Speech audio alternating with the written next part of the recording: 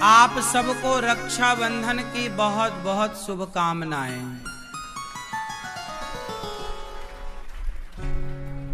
कौन से बंधन की? कौन सा बंधन है?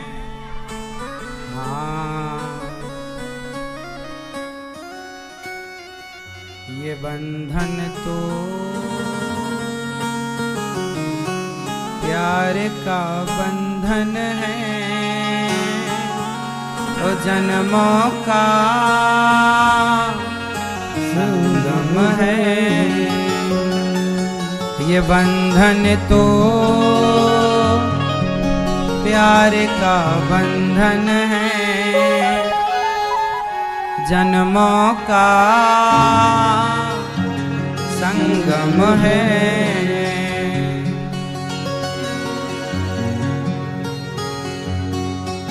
क्या होता आजकल? देखो, रक्षाबंधन का ये पावन पर्व वर्ष में एक बार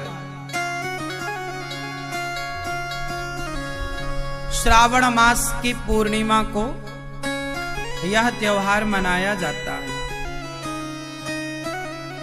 इस त्योहार में विशेषता जानते हैं क्या है? इस त्योहार में विशेषता ये है कि सबसे पहले राजा बलि को माता लक्ष्मी जी ने राखी बांधी, भगवान श्री कृष्ण को माता द्रौपदी ने राखी बांधी।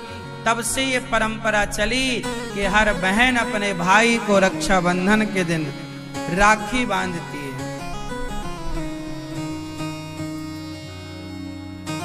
रक्षाबंधन का मुहूर्त कितने बजे है राखी बांधने का आपको पता है? 2:06 के बाद, 2 जब घड़ी में 2:06 हो जाएं, उसके बाद ही कल आप लोग अपने भाई को राखी बांधिएगा। क्योंकि सुंदर मुहूर्त, सुंदर घड़ी में जब राखी बांधी जाएगी तो रक्षाबंधन में जो बंधन होता है वो कोई सामान्य बंधन नहीं है। वो बंधन आपके भाई की उम्र लंबी करने वाला बंधन है, आपके भाई के यश को बढ़ाने वाला बंधन है, आपके भाई की कीर्ति को बढ़ाने वाला बंधन है। बहन अपने भाई का यश बढ़ता हुआ देखना चाहती है, कीर्ति बढ़ता हुआ देखना चाहती है। क्यों? क्योंकि भगवान ना करे कि कल को बहना पर कोई संकट आया तो भाई सबसे पहले आकर अपनी बहन की रक्षा के लिए खड़ा होगा। कोई खड़ा हो ना हो, पर बहन की रक्षा के लिए कौन खड़ा होगा? भाई। तो कल 2:00 मतलब रक्षाबंधन के दिन 2:06 के बाद ही, क्योंकि 1:15 बजे तक तो भद्रा है, उसके बाद भी फिर कोई बढ़िया सुंदर जो मुहूर्त है वो 2:06 के बाद से ही स्टार्ट होगा। तो आप कल अर्थात प्रेम पूर्वक रक्षाबंधन अपने 19 तारीख को, 19 अगस्त 2:06 से पावन पर्व भाई का मुख जब राखी बांधो तो पूर्व दिशा की ओर होना चाहिए। राखी हमेशा या लाल कलर की या पीले कलर की हो, धागा है ना, धागा भी रेशम का होना चाहिए। बहन अपने भाई से कुछ कहे और भाई अपनी बहन से कुछ कहे। कल रक्षाबंधन में क्या कहोगे आप अपनी बहन से और क्या कहोगे अपने भाई से? कुछ मांगना। क्या मांगोगे? सारे भाइयों से मेरी प्रार्थना है कि आप लोग इस रक्षाबंधन में अपनी अपनी बहनों से कहना, बहन तू मेरी बहन है, तू एक वचन दे। क्या वचन चाहता है भाई? तो भाई कहना, बहन तू एक वचन दे कि तू अपने पति, तू अपनी सास, तू अपने ससुर का पूरा पूरा ख्याल रखेगी, अपनी सास को अपनी माता मानेगी, अपने ससुर को अपना पिता मानेगी, अपने पति को अपना भगवान मानेगी और बच्चों को बहुत अच्छे से संस्कार तो देगी बहना। तब बहन ने भाई से कहा कि अच्छा भाई, मैं भी तुझसे कुछ वचन चाहती हूं। क्या वचन चाहती हो? तो बहन बोलेगी अपने भाई से कि भैया, इस रक्षाबंधन तुम हमें यह वचन दो कि तुम अपनी मां का पूरा पूरा ख्याल रखोगे। तुम अपनी मां का, तुम अपने पिता का पूरा ख्याल रखोगे। सोचो कि हर भाई अपनी मां का और हर बहन अपनी सास का ख्याल रखने लग जाए तो भारत के हर माता पिता सुखी हो जाएंगे। हो जाएंगे। तो हर भाई को क्या करना है? आप क्या मांगोगी अपने भाई से? कि तुम अपने माता पिता की, मतलब तुम हमारे माता पिता की सेवा करके, उन्हें सम्मान के साथ सेवा करके उन्हें खुश रखोगे। और तुम भी अपने सास ससुर को खुश रखना। जब सास ससुर खुश, जब माता पिता खुश, तो भारत का प्रत्येक पिता और प्रत्येक मां खुश, हैप्पी। हो गई रक्षाबंधन। ये रक्षाबंधन जब भाई गांठ, बहन अपने भाई की कलाई में राखी बांधते हुए गांठ लगाती है ना, तो एक गांठ नहीं लगाती, दो गांठ नहीं लगाती, एक और लगा देती है। क्यों भैया? ये जो प्रेम की गांठ है ना, ऐसी बांधूंगी राखी कि खुले ना, मतलब हमारा तुम्हारा ये प्रेम कभी कम ना पड़े, कभी ये छूटे ना, कभी भाई ना रूठे, कभी बहन ना रूठे। कभी बहन रूठ जाए तो भाई को मना लेना चाहिए, कभी भाई रूठ जाए तो बहन को मना लेना चाहिए। हम भारत के लोग हैं ना, रिश्तों को बड़ा महत्व देते हैं। अपनी बहन के लिए, उस बहन के लिए जानते हो, इस रक्षाबंधन आप क्या गिफ्ट कीजिएगा? आप अपनी बहन को क्या गिफ्ट करें इस बार? आप अपनी बहन को इस बार भगवत गीता गिफ्ट करें। और इस बार भाई अपनी बहन को भगवत गीता गिफ्ट करें और हर बहन अपने भाई को भगवत गीता, एक दूसरे को भगवत गीता गिफ्ट करिएगा और वचन लीजिएगा कि केवल रखेंगे नहीं, इस भगवत गीता को पढ़ेंगे और इसके वचनों पर चलेंगे। इस बार की रक्षाबंधन भगवत गीता के नाम। इस बार की रक्षाबंधन आप लोग रक्षाबंधन के दिन टॉफियां लाते हो बहन के लिए, भाई के लिए। टॉफियां जितनी महंगी है ना, उससे सस्ती भगवत गीता है। 10 रुपए की मिलती है, 20 रुपया की मिल जाती है। टॉफी तो 50-50 रुपए की मिलती है। भगवत गीता, आज के युग में हम सब अपने बच्चों को भगवत गीता पढ़ाने का संकल्प लें। केवल पढ़ो मत, उस वचन पर चलने का संकल्प लो। भगवत गीता के रास्ते पर चलने का संकल्प लो कि जिस रास्ते पर, भगवत गीता के रास्ते पर हम जो पढ़ रहे हैं, हम उस रास्ते पर चलेंगे। आप सबके लिए इस रक्षाबंधन बहुत बहुत शुभकामनाएं। आपके घर में सदा भाई बहन का प्रेम बना रहे, माता पिता पुत्र का प्रेम बना रहे, सास बहू का, भाई भाई का प्रेम बना रहे और सदा भगवान की कृपा आपके पूरे परिवार पर बनी रहे। आप सबको रक्षाबंधन की बहुत बहुत शुभकामनाएं। आपका जीवन प्रेम से परिपूर्ण रहे, भक्ति और ज्ञान से भरा हुआ रहे। बोलिए रक्षाबंधन की। हम भारत के लोग एक त्योहार मनाते हैं, तो कितने लोग मेरी बात से सहमत हैं? भाई और बहन एक दूसरे को पक्का प्रॉमिस करेंगे कि मैं तुम्हारी मां का ख्याल रखूंगा, तुम अपनी सास का ख्याल रखना। ठीक है ना ये बात?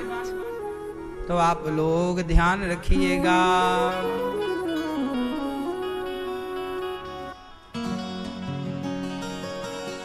बहना ने भाई की कलाई में प्यार बांधा है। बहना ने भाई की कलाई में, बहना ने भैया की कलाई में प्यार बांधा है। क्या बांधा है? प्यार। ये प्यार आपका बना रहे, रिश्ते बड़े मधुर रहे। और सुनो, ससुराल इस बार जा रही हो ना माँ के भैया को राखी बांधने? हाँ, तुम्हारी माँ ने अचार का डिब्बा तैयार रखा है और थोड़ा घी और थोड़े पापड़। ये माँ का प्यार क्या है? अचार, घी और पापड़। जब जब बेटी जाएगी तो चुपके से अचार पकड़ा देगी, घी पकड़ा देगी, पापड़ पकड़ा देगी, बिजोरे। बिजोरे जानते हैं? ये सब पकड़ा देती है मैया। एक साड़ी वाड़ी भी पकड़ा देगी। अच्छा है, ये माँ का प्यार है। हर माँ करती है, पर माँ से मैं एक प्रार्थना करूं, तुम ना बेटी को सब चोरी चोरी देती हो। चोरी चोरी मत दिया करो, सबके सामने दिया करो जो देना है। चोरी चोरी का फिर तुम्हारी बहू कहेगी, लो आई थी ननद, सब लूट के ले गई। हाँ,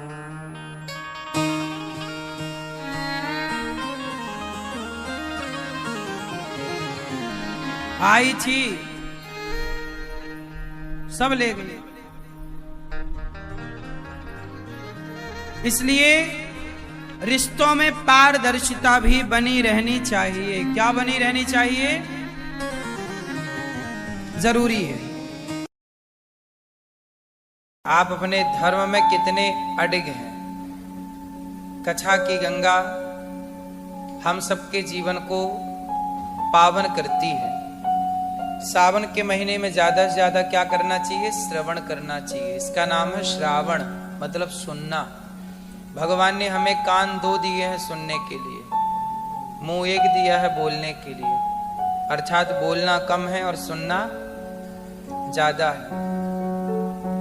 कल हम लोगों ने कथा में सुना कि एक धुंधकारी नाम का एक बालक था, जिसने अपने माँ बाप पर अत्याचार करने के कारण प्रेत योनि को प्राप्त हुआ, पर भागवत सुनने के कारण उसकी सद्गति हुई।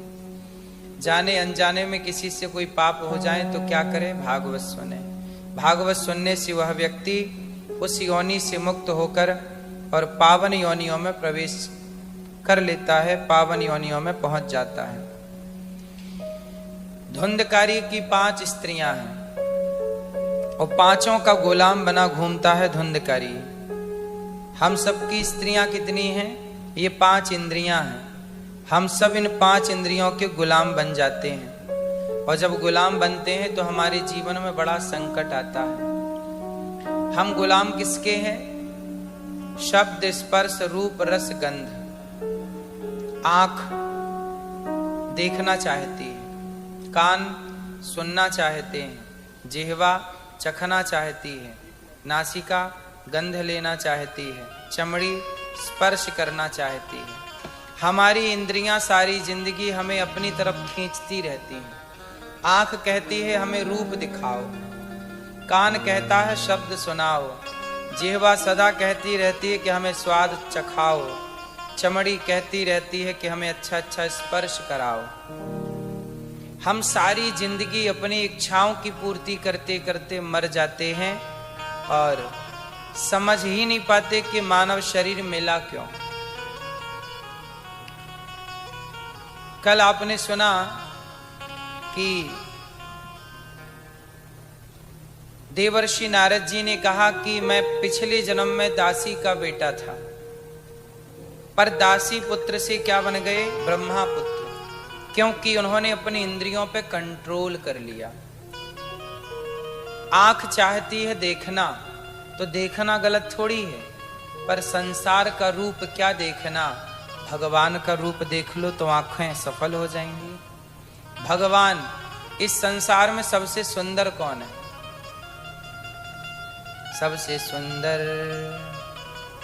सबसे सुंदर कौन? हाँ,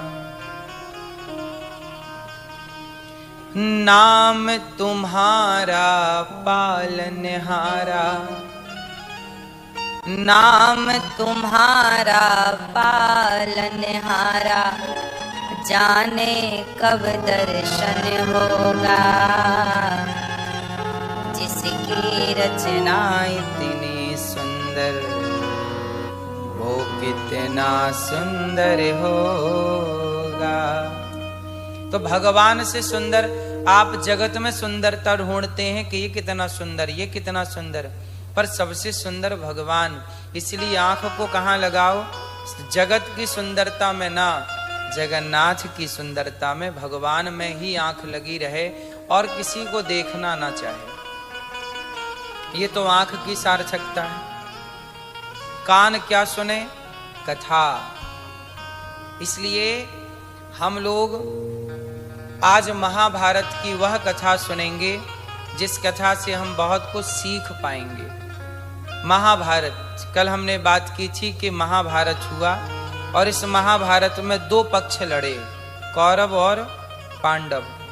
कौरवों ने क्या किया? छल से, धोखे से पांडवों पर हमला कर दिया। क्या किया?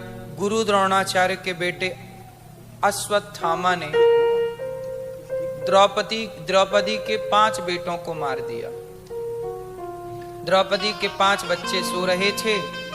अश्वत्थामा ने दुर्योधन से कहा कि मित्र, तुमने हमें सेनापति तो बनाया नहीं, हमें अवसर दिया होता तो हम पांडवों को जरूर मारते। तो दुर्योधन बोला कि मैं अभी सेनापति बनाता हूं तुम्हें। अपने रक्त से ही अभिषेक कर दिया, रक्त से ही तिलक कर दिया और गुरु द्रोणाचार्य के पुत्र अश्वत्थामा को अपना सेनापति नियुक्त कर दिया दुर्योधन ने। अश्वत्थामा ने देखा कि अब पांडवों को कैसे मारा जाए, तो पांडवों के रक्षक तो भगवान थे।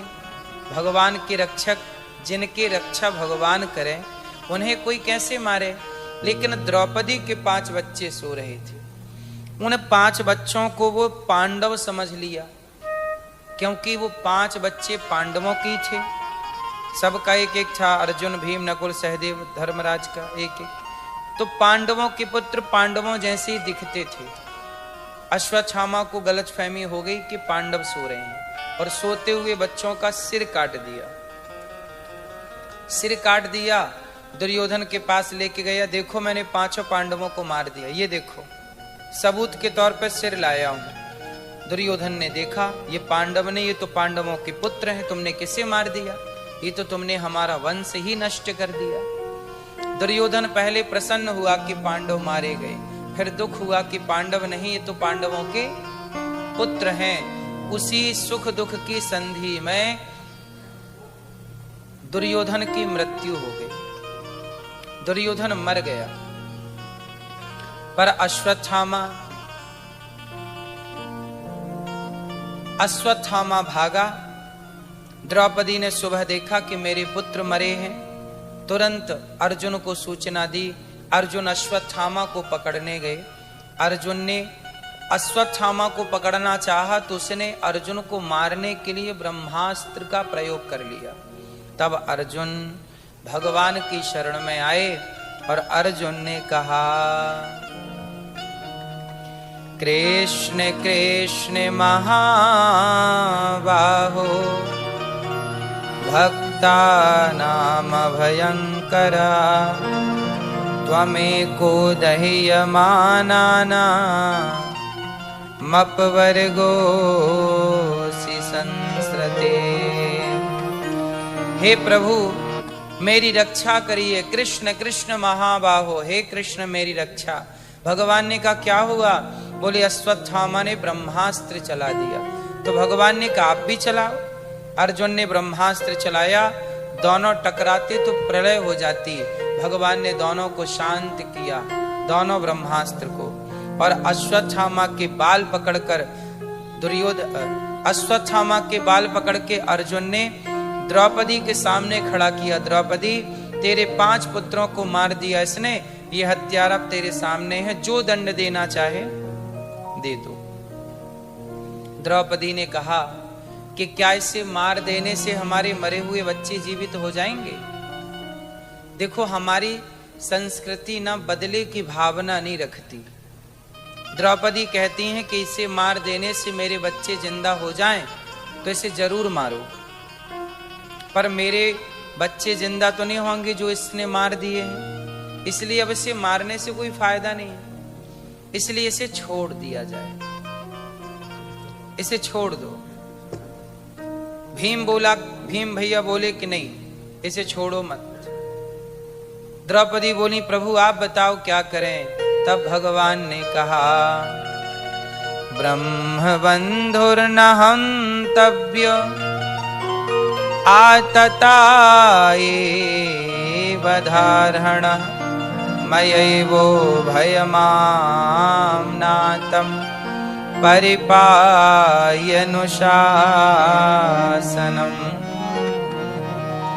ब्राह्मण को कभी मारना नहीं चाहिए। भगवान बोले, ब्राह्मण को कभी मारो मत और आतताई को कभी छोड़ो मत। ब्राह्मण को कभी मारना नहीं चाहिए और आतताई को कभी छोड़ना, इसलिए इसे मार भी दो और इसे छोड़ भी दो। अश्वत्थामा को उसके सिर की मणि निकाल करके अपमान करते हुए अश्वत्थामा को नगर से निकाल दिया गया। अपने से बड़ों को मारना हो तो उनका अपमान कर दीजिए, वो मर गए समझो। अपमान करना ही मृत्यु दंड है। इसलिए जब आप अपने से बड़ों का अपमान करें तो ये समझ लें कि आप उन्हें मार रहे हैं। इसलिए अपनों से बड़ों का कभी अपमान नहीं करना चाहिए। आजकल लोग बड़ों का अपमान कर देते हैं। अश्वत्थामा को निकाल दिया। अब अश्वत्थामा के अंदर द्वेष की भावना जाग गई कि मैं क्या करूं, मेरा अपमान किया है, मैं दंड तो जरूर दूंगा, तो क्या करूं क्या करूं क्या करूं। अश्वत्थामा को लगा कि मैं पांडवों का वंश मिटा दूं। तो पांडवों का वंश कौन था? सारे तो मारे जा चुके हैं। अब केवल अभिमन्यु का बेटा बचा था, उत्तरा के पेट में था, अभी बाहर नहीं आया, जन्म नहीं हुआ, गर्भ में था। उस गर्भ के बच्चे को मारने के लिए अश्वत्थामा ने ब्रह्मास्त्र का फिर प्रयोग कर दिया। उत्तरा को पता लगा कि मेरे गर्भ को नष्ट करने के लिए अश्वत्थामा ने ब्रह्मास्त्र चलाया। उत्तरा दौड़ी दौड़ी भगवान कृष्ण की शरण में आई। पाहि पाहि महायोगिन देव देव जगत्पते नान्यं त्वद्भयं पश्ये यत्र मृत्यु परस्परम। चरणों में गिर पड़ी माता उत्तरा, हे प्रभु मेरे पुत्र की रक्षा कर लीजिए, अभी जन्म नहीं लिया, को इसको मारने के लिए अश्वत्थामा ने ब्रह्मास्त्र चला दिया। हे श्याम सुंदर मेरी रक्षा कीजिए। अच्छा एक बात बताओ, उत्तरा किसी और की शरण में जाती तो क्या रक्षा होती? उत्तरा ने ये सही किया कि बिना देर लगाए भगवान की शरण में चली गई और भगवान से पुकारा कि प्रभु रक्षा करिए, रक्षा करिए, पाहि माम पाहि माम। भगवान ने उत्तरा के गर्भ में प्रवेश करके, वैसे भगवान किसी के गर्भ में जाते नहीं हैं, प्रकट होते हैं। भय प्रकट कृपाला दीन दयाला कौशल्याहितकारी। भगवान जाते नहीं हैं, गर्भ में प्रकट होते हैं। पर आज उत्तरा के गर्भ में भगवान चले गए, क्योंकि उत्तरा के गर्भ में एक भक्त है। भगवान कहते हैं कि मैं किसी भी स्त्री के गर्भ में नहीं जाता, पर भक्त पर संकट हो तो गर्भ में जाकर भी मैं उसकी रक्षा करता हूं। ऐसे हैं भगवान कि गर्भ में जाना पड़े तो जाने में हिचकिचाते नहीं हैं। जाकर के भगवान रक्षा करते हैं। उत्तरा के गर्भ की भगवान ने रक्षा की और उत्तरा के गर्भ को बचाया। उत्तरा ने भगवान से यही कहा कि हे श्याम सुंदर, यदि हमारा बच्चा नहीं रहा तो लोग आप पर ही उंगली उठाएंगे कि जिनके रक्षक पांडवों के आप थे, आपके होते हुए पांडवों के वंश में कोई पानी देने वाला नहीं बचा। इसलिए हे प्रभु, आप मेरे गर्भ की रक्षा कीजिए। भगवान तो देखो रक्षक हैं। उत्तरा के गर्भ में जाकर भगवान ने उत्तरा के गर्भ से उत्तरा के गर्भ को बचाया। उत्तरा प्रणाम करके प्रसन्न चित्त से भगवान का स्मरण करते हुए चली गई। यहाँ हम एक बात सीख लेने जैसी है कि हम कभी किसी और की शरण में ना जाकर केवल भगवान की शरण में जाएं। हाँ, मैं सबका होकर देख लिया, एक तेरा होना बाकी है। रोया मैं बहुत जग के आगे, तेरे आगे रोना बाकी है। रोया मैं बहुत जग के आगे, तेरे आगे रोना बाकी है। मैं सबका होकर देख लिया, एक तेरा होना बाकी है। सबका होकर देख लिया ना आप लोगों ने, सबकी शरण में जाकर सबके द्वारों को खटखटा कर देख लिया। अब एक बार भगवान की शरण में तो चलो। उत्तरा के गर्भ की भगवान ने रक्षा की। इसके बाद भगवान द्वारिका जाने की तैयारी करने लग गए। तब तक कुंती बुआ आ गई। कुंती बुआ ने कहा, नमः पंकज नाभाय,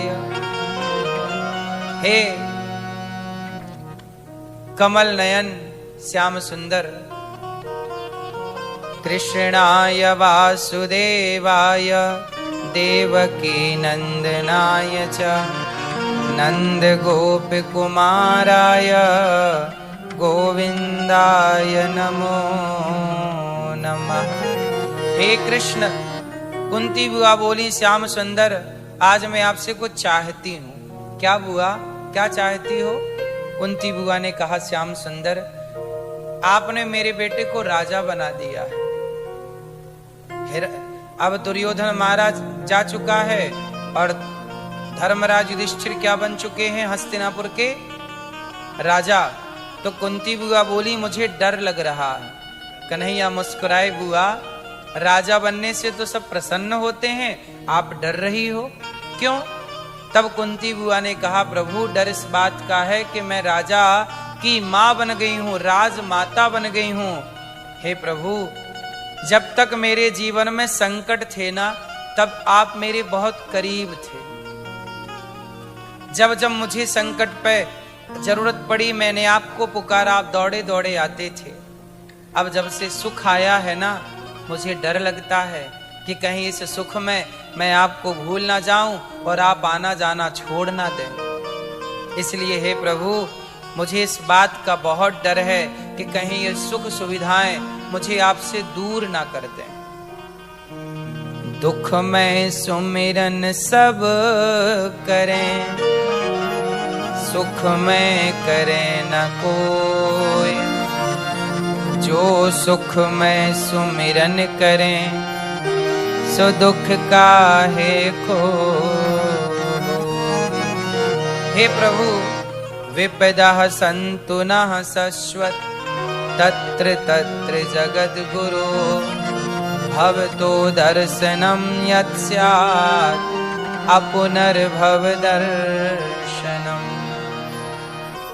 हे श्याम सुंदर, हम इस बात का डर है कि कहीं हम आपको भूल ना जाएं। दुखों से अगर चोट खाई ना होती तो कन्हैया तेरी याद हमें आई ना होती। भगवान को कौन ज्यादा याद कराता है, सुख या दुख? कौन ज्यादा याद कराता है? दुख भगवान को ज्यादा याद कराता है। इसलिए सुख अच्छा कि दुख अच्छा? भगवान करे आपके जीवन में सुख ही सुख हो, लेकिन भगवान को याद करने के लिए सुख से मन को हटाना पड़ता है। कुंती बुआ ने भगवान से क्या मांग लिया? हमें सुख नहीं चाहिए, हमें दुख चाहिए। अच्छा ये बताओ, कुंती बुआ ने मांग तो लिया दुख। अच्छा ये बताओ, दुख देता कौन है? आप लोगों के जीवन में भी कई बार दुख आ जाता है, ये दुख कौन देता है? उत्तर दो, कौन देता है? दुख कौन देता है? मैया, ओ मेरी माँ, बताओ मेरी माँ, दुख कौन देता है? कौन? आपको दुख कौन देता है? मैया,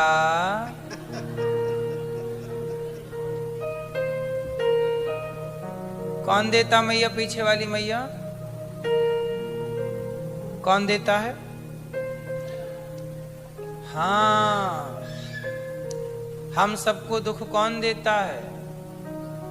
हमारे अपने ही कर्म।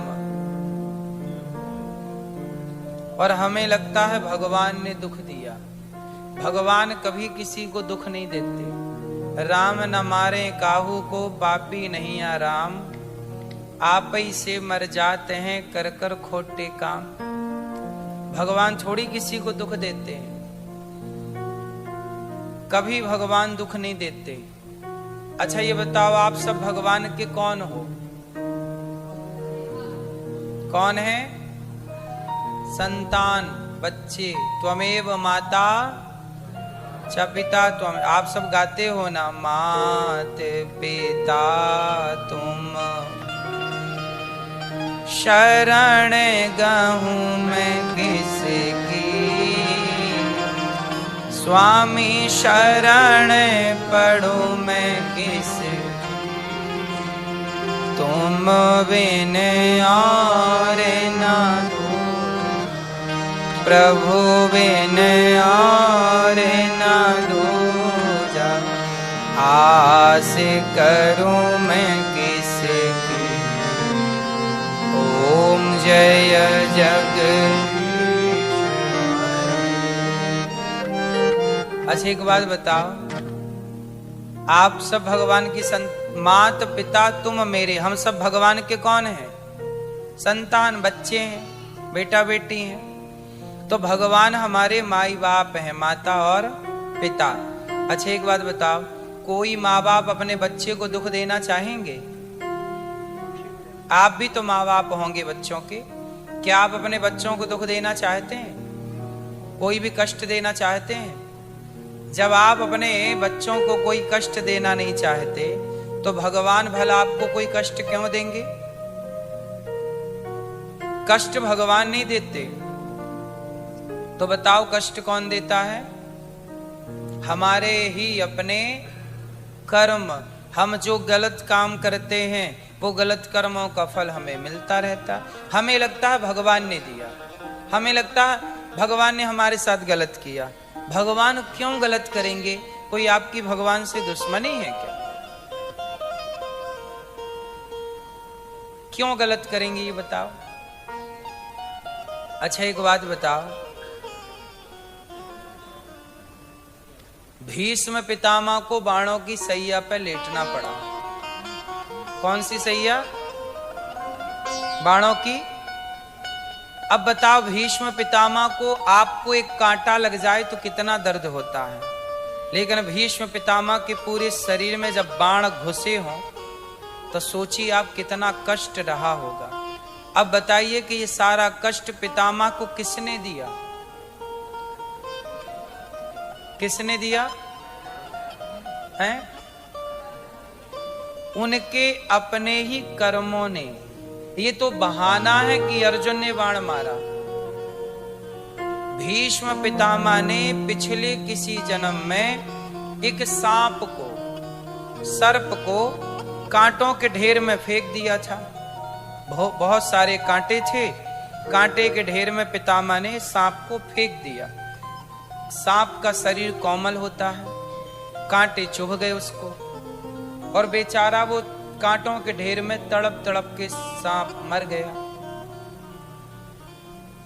जब पितामह ने किसी सर्प को कांटों की सैया दी तो इनके लिए भी बाणों की सैया तैयार हो गई।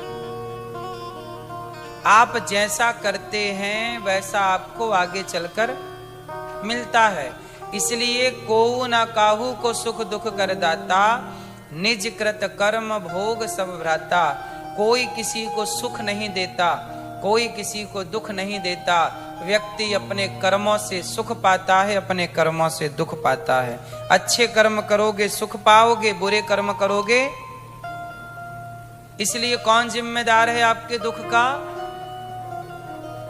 बोलो, आप स्वयं। फिर आप ईश्वर को दोषी बना दे, हे भगवान आपने हमें बड़ा दुख दिया।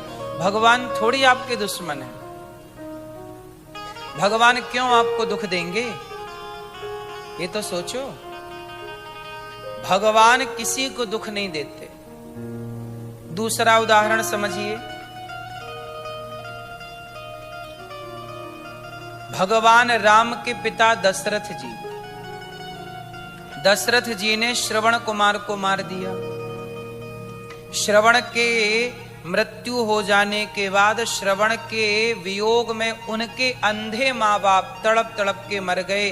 बेटा श्रवण, बेटा श्रवण, बेटा श्रवण, तड़प तड़प के मर गए। बोलो हाँ कि ना? मैया नींद तो नहीं आ रही है मेरी माँ? श्रवण कुमार को मार दिया दशरथ जी ने, तो श्रवण कुमार के माता पिता तड़प तड़प करके मर गए। श्रवण कुमार के माँ बाप ने मरते समय श्रवण के पिता ने श्राप दे दिया कि दशरथ जी, जैसे हम पुत्र के वियोग में तड़प तड़प के मर रहे हैं, आप भी पुत्र के वियोग में तड़प तड़प के मरेंगे। तो दशरथ जी तो भगवान के पिता हैं, तो भगवान के पिता को तो माफी मिलनी चाहिए ना। पर नहीं, कर्मन की गति न्यारी भैया, कर्मन की गति न्यारी। यहां भगवान के पिता को भी आजादी नहीं। यदि आपने भगवान के पिता होकर भी आपने किसी बाप से उसका पुत्र छीना है, तो जैसे श्रवण के अंधे माँ बाप तड़प तड़प के मरे, आपको भी पुत्र के लिए तड़प तड़प के मरना पड़ेगा। हिसाब बराबर। जब भगवान के पिता को भोगना पड़ा कर्म दंड, तो फिर हम कौन हैं? हमें क्यों नहीं भोगना पड़ेगा मेरी माँ? इसलिए कहता हूं, हर बुरे काम करने से बचिएगा। कोई ना देख रहा हो, पर ना देखते हुए समय भी परमात्मा देख रहा होता है। आपको लगता है कि हमें किसने देखा? ठीक है, किसी ने नहीं देखा। जमाने की आंखों में धूल झोंक सकती हैं, जमाने को अंधा आप समझ सकते हैं, बना सकते हैं, पर परमात्मा तो लाख आंख से देख रहा है। तुझे देखने वाला सच की खेती कर ले चतुर नर, समय गुजरता जाता मेरे मालिक की दुकान में सब लोगों का खाता। वहां तो बड़े बड़े कानून प्रभु के, बड़ी बड़ी मर्यादा, किसी को कौड़ी कम नहीं देता, किसी को दमड़ी ज्यादा। समझदार तो चुप रह जाता, मूर्ख शोर मचाता, मेरे मालिक की दुकान में सब लोगों का खाता। वहां सबका रिकॉर्ड है। इसलिए हमें कोई भी दुख नहीं देता। को ना काहू को सुख दुख कर दाता, निज कृत कर्म भोग सब भ्राता। तो बात समझ में आई? हमें दुख कौन देता है? बोलो, हमारे दुख का जिम्मेदार कौन है? हम स्वयं। हमारे सुख का जिम्मेदार कौन है? आपने अच्छे कर्म किए तो आपके घर में 4-4 नौकर नौकरानियां काम कर रही हैं, आपको कुछ नहीं करना पड़ता, आप सुखी हैं, आप आराम से हैं। यहां होते हैं नौकर वोकर?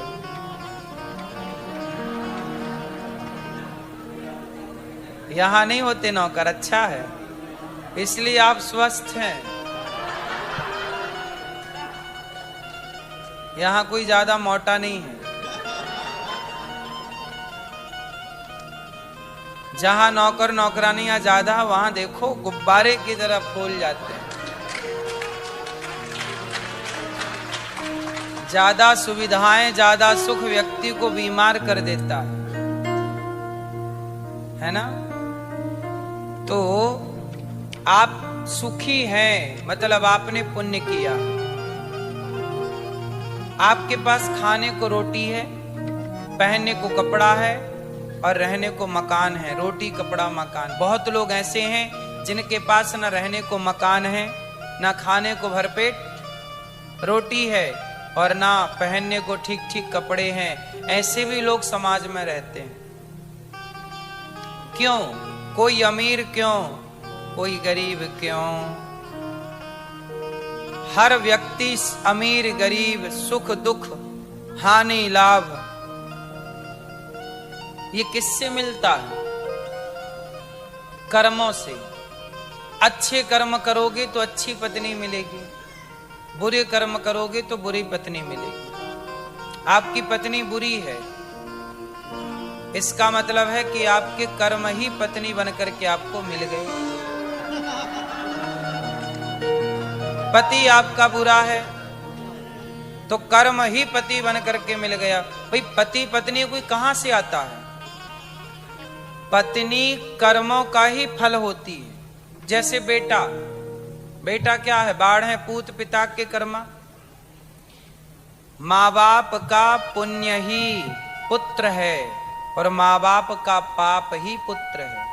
तुम्हारे पाप पुण्य ही पुत्र के रूप में प्रकट होते हैं। यदि तुमने अच्छे कर्म किए, पुण्य किया, तो तुम्हारा बेटा श्रवण कुमार बन के तुम्हारे पांव दबाएगा, आरती उतारेगा। और तुमने पाप किए तो वही बेटा तुम्हें डंडे से मारेगा। तुम जमाने को तो छोड़ भी सकते हो, बेटे को छोड़ के कहां जाओगे? परमात्मा कहते ना, उसकी लाठी में आवाज नहीं होती। जब ईश्वर मारता है ना तो आवाज नहीं आती, क्योंकि पुत्र ही कर्मों का फल है। इस संसार में आपको जो मिला, पत्नी पति, माता पिता, बेटी बेटा, ये सब कर्मों का ही फल है। आपकी पत्नी बहुत अच्छी है, इसका मतलब है कि आपने अच्छे कर्म किए थे तो अच्छी पत्नी जो आपका ख्याल रखती है। वरना मार्केट में तो चाइना मॉडल पत्नियां भी हैं, नहीं है? कब बिगड़ जाए भरोसा नहीं।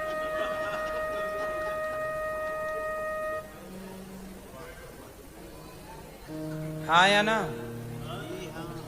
तो अच्छी पत्नी और बुरी पत्नी सब प्रकार की समाज में है। अच्छे लोग भी हैं और क्यों? सब अच्छे ही होने चाहिए ना भाई।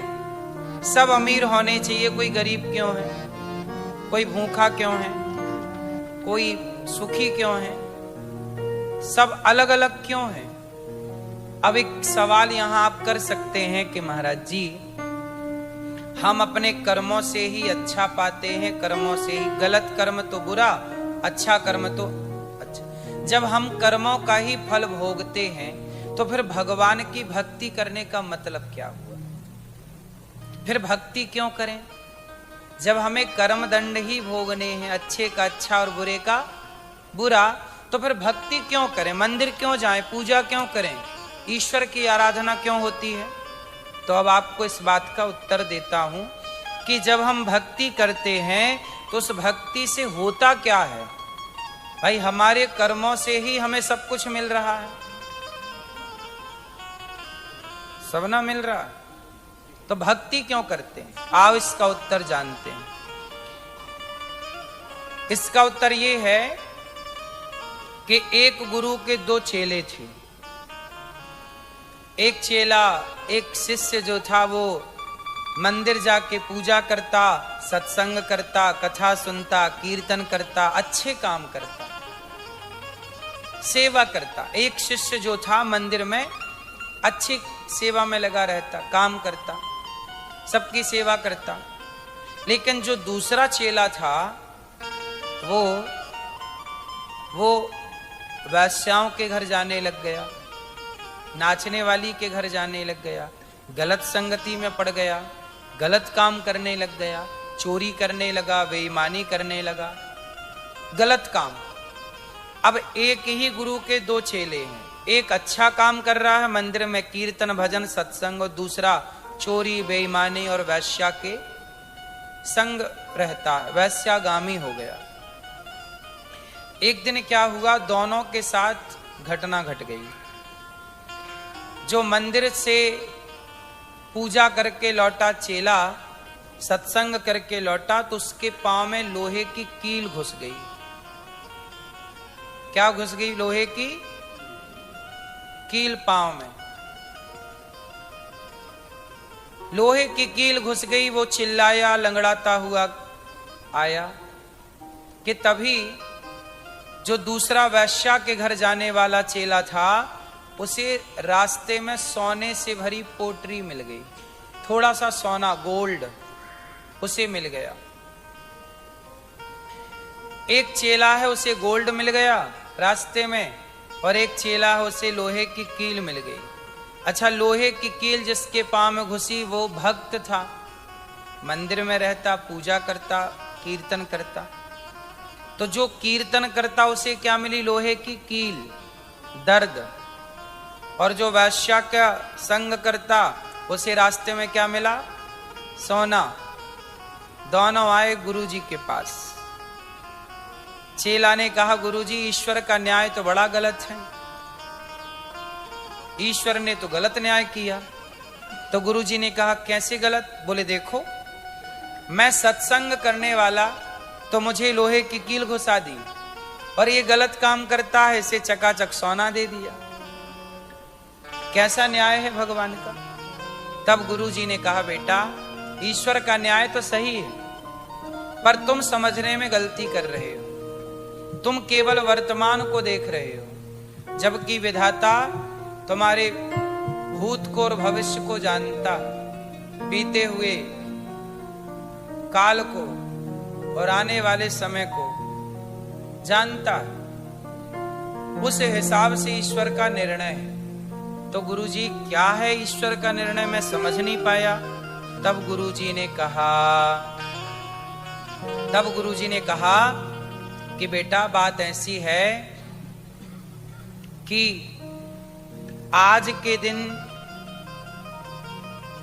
इसे राजा बनना था। जो वैश्या के घर जाने वाला चेला है, आज के दिन इसे राजा बनना था। क्या बनना था इसे? इसके इतने पुण्य थे कि राजा बनना था, पर इसने वैश्या का संग करके, गलत काम करके सारे पुण्यों को समाप्त कर दिया, और इसे अब कुछ सोना मिला। उसी से आज के दिन इसे सोने से खजाने मिलने वाले थे। खजाने, राजा बनता तो सारे खजाने इसके, पर इतना सारा सुख वैभव मिलना था, पर जरा सा मिला, थोड़ा सा मिला। जबकि बेटा तुम्हें आज तुम्हारी मृत्यु थी, आज तुम्हारा मरने का दिन था, जिंदगी की आखिरी डेट थी, आज अंतिम दिन था, पर तुमने सत्संग किया, पूजा की, भक्ति की, तो परमात्मा ने एक लोहे की कील पांव में घुसा के तुम्हारी मृत्यु को टाल दिया, और तुम्हारी मृत्यु टल गई।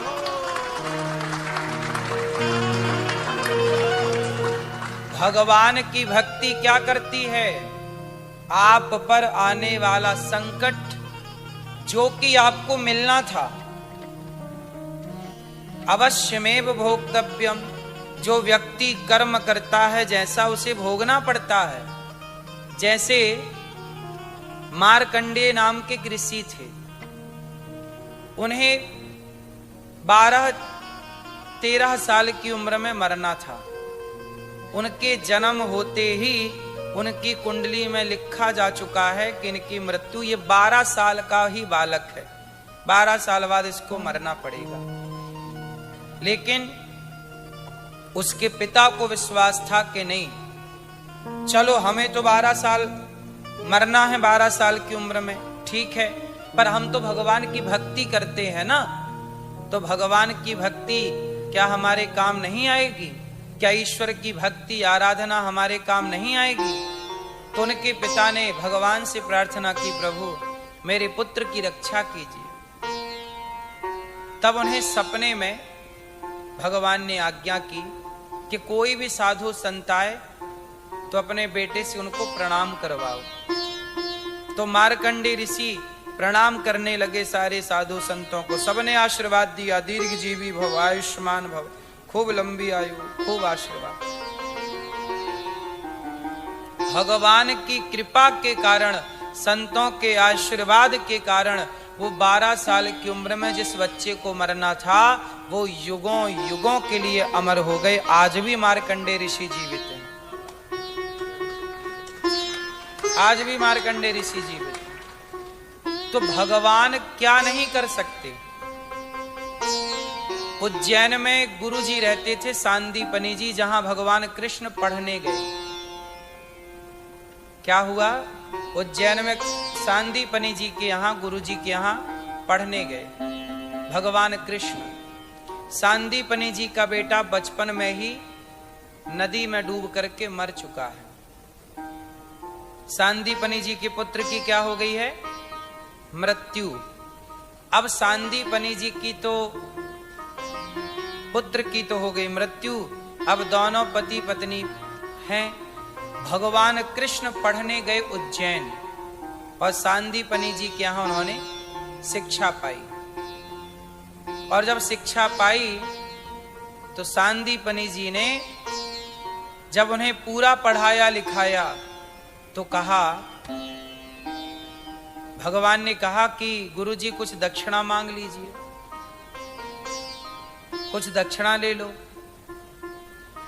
तो कहा कि जाओ अपनी माता से पूछ लो। तो गुरु माता से पूछने गए कि माता जी बताइए हमारे लिए क्या आज्ञा है। तो भगवान कृष्ण की गुरु माता ने कहा कि कन्हैया, तुझे देख के ऐसा लगा कि मेरा बेटा मिल गया, मेरा बेटा तो मर चुका है, पर ऐसा करो कि तुम मुझे छोड़ के ना जाओ। तुम्हें देख के ऐसा लगा कि मेरा बेटा आ गया, अब ऐसा करो कि मैं तुमसे यही दक्षिणा चाहती हूं कि तुम यहीं रहो, उज्जैन से अब कहीं ना जाओ। भगवान बोले मैया जाना तो पड़ेगा। तो फिर माँ ने कहा कि जाना पड़े तो फिर एक काम करो, फिर मुझे मेरा बेटा लाके दो, या तो आप रहो बेटा बन के, या तो मुझे मेरा बेटा दो। तो माँ ने तो इस भाव से कहा था कि बेटा तो मर चुका है, वो तो आ नहीं सकता, तो कृष्ण सी वहां सदा मेरे पास रहेंगे, सदा मुझे इनका दर्शन मिलेगा और इनकी मां होने का सौभाग्य मिलेगा। पर भगवान ने कहा कि अब गुरु आज्ञा है तो चिंता ना करिए। भगवान तुरंत उज्जैन से यमपुरी गए और गुरु सांदीपनी जी के मरे हुए बेटे को जीवित किया और जीवित करके उनका मरा हुआ बेटा गुरु दक्षिणा में लौटा करके दिया। ये काम केवल भगवान कर सकते हैं। तो भगवान चाहें तो जो सालों पहले मर चुके थे गुरु सांदीपनी जी के पुत्र, उन्हें जीवित करके लौटाए और दे करके दक्षिणा में वापस आए। तो भगवान क्या नहीं कर सकते। हम कर्मों के अधीन हैं, पर भगवान कृपा करें तो हमारे कर्म दंड भी टाल देते हैं, कृपा करें। इसलिए भक्ति की जाती है। अच्छा ये बताओ, अजामिल के भाग्य में नरक था कि नहीं? बोलो, पापी था, लेकिन भगवान की भक्ति क्या कर ली, धोखे से नाम क्या निकाल दिया, नरक टल गया कि नहीं? हमारे भाग्य में घोर नरक है, लेकिन यदि हमने ईश्वर की शरणागति ग्रहण कर ली, हमने भगवान की सेवा कर ली, भगवान के भक्तों की सेवा कर ली, कुछ अच्छे कर्म कर लिए, भक्ति कर ली, तो क्या हमारा वो नरक टल ना जाएगा? इसलिए तो भक्ति की जाती है कि कर्मों का दंड तो मिलना ही है, सबको मिलना है, लेकिन वो कर्म दंड भोगते भोगते यदि भगवान के चरणों में प्रीति हो जाए तो आपके बहुत सारे कर्म जो थे, बहुत सारे थे, वो थोड़े से में टल जाते हैं। जैसे मौत को लोहे की कील में तब्दील कर दिया परमात्मा ने। हमें बहुत कष्ट था पर जरा सा कष्ट हुआ। एक गुरुजी की कथा है कि एक बहुत बड़े भक्त थे। वो भक्त जो थे उनसे किसी जन्म में कोई पाप हो गया था। क्या हो गया? पाप हो गया।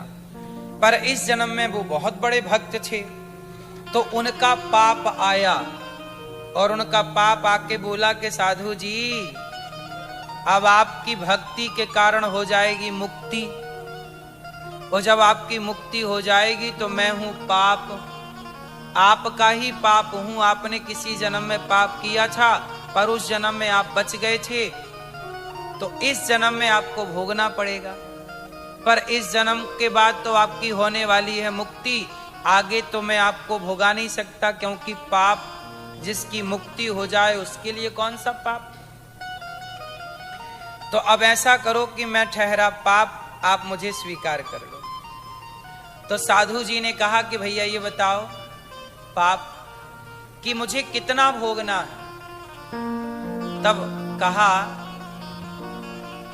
कहा कि आप 12 साल का पाप भोगना पड़ेगा आपको। 12 साल के लिए मैं आपके ऊपर 12 साल के लिए आऊंगा, और 12 साल आपको कोढ़ का रोग होगा।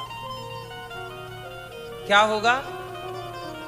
कोढ़ का मतलब चमड़ी गल गल के गिरने लगती है और माबाद बन जाती है, पूरे शरीर से बदबू आती। इतना बड़ा पाप है आपका, तो आपको 12 साल का कष्ट भोगना पड़ेगा। तो संत जी ने कहा 12 साल यदि मैं पाप भोगता रहा तो भगवान की पूजा कब करूंगा, सेवा कब करूंगा? एक काम करो, थोड़ा कम करो। तो ठीक है, आपके लिए 6 साल करता हूं। साधु जी बोले 6 साल भगवान की पूजा छूट जाएगी, और कम करो। तो 6 के आधे 3 साल। बोले 3 नहीं, तो अच्छा एक काम करो 3 महीने। बोले 3 महीने बहुत ज्यादा है। तो बोले एक काम करो 3 दिन। बोले 3 दिन सेवा छूट जाएगी भगवान की, बहुत ज्यादा है 3 दिन, और कम करो। तो बोले एक काम करो फिर 3 घंटे। तो बोले ठीक है, मैं पूजा कर लूं भगवान की, सवेरे का नियम कर लूं, फिर 3 घंटे के लिए तुम आ जाना। सोचिए भगवान की भक्ति का परिणाम देख रहे हैं क्या होता है कि जहां सालों का दुख था, उस सालों का दुख 3 घंटे में टल गया। इसलिए लोग भगवान की भक्ति करते हैं, इसलिए भक्ति करना चाहिए। हे प्रभु, मैं आपको कभी भूलूं नहीं। कुंती बुआ के जीवन में कितना संकट था, कितना कष्ट था, लेकिन वो सारा कष्ट टल गया कि नहीं? महाभारत में एक छोटी सी कथा आती है कि दुर्योधन ने 10,000 संतों को पांडवों की कुटिया में भेज दिया, जंगल में। जाओ, आज धर्मराज युधिष्ठिर ने आपका निमंत्रण किया है, जाओ भोजन वहीं बना है। तो दुर्वासा जैसे क्रोधी संत चले गए। कहां चले गए? पांडवों के पास। उस समय पांडवों ने भोजन किया और द्रौपदी ने भी भोजन कर लिया, और द्रौपदी के पास एक बटलोई थी, छोटा सा पात्र था। सूर्य भगवान की दी हुई कृपा थी वो, कि वो जब तक चाहती जितने लोगों को बर्तन से निकाल के खवा सकती थी, लेकिन वो शक्ति तब खत्म हो जाती जब वो स्वयं खा लेती। तो द्रौपदी भी खा चुकी, बटलोई भी धुल चुकी। और तब कितने संत आ गए? 10,000 साधु आ गए। कहा धर्मराज बड़ी भूख लगी है, खाने को मिलेगा? धर्मराज बोले जरूर मिलेगा। अब संत आए द्वार पे, कैसे कह दें कि नहीं मिलेगा? तो वो